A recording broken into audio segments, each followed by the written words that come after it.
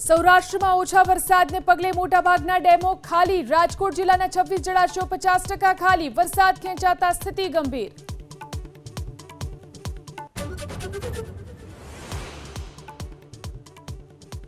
ABP news સાથેની exclusive વાતચીતમાં કેન્દ્રીય મંત્રી નીતિન ગડકરીએ E20 પેટ્રોલના ઉપયોગથી હાઈવે પર માઇલેજમાં ઘટાડાનો કર્યો સ્વીકાર. કહ્યું, તથ્યો વિના કોઈ અભિપ્રાય બાંધશો નહીં. जैसे मैं हाईवे से 100 किलोमीटर दौड़ रहे हैं तो उसमें जब ये करेंगे तो उसमें एवरेज में थोड़ी कमी आती है.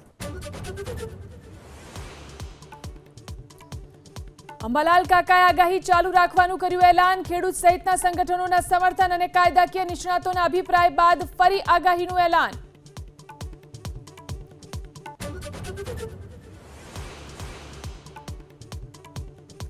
મહાયુદ્ધને કારણે તેલના ભાવમાં ફરી એકવાર મોટો ઉછાળો. ક્રૂડ ઓઇલના પ્રતિ બેરલ ભાવમાં લગભગ 10%નો વધારો. $84 પ્રતિ બેરલને પાર.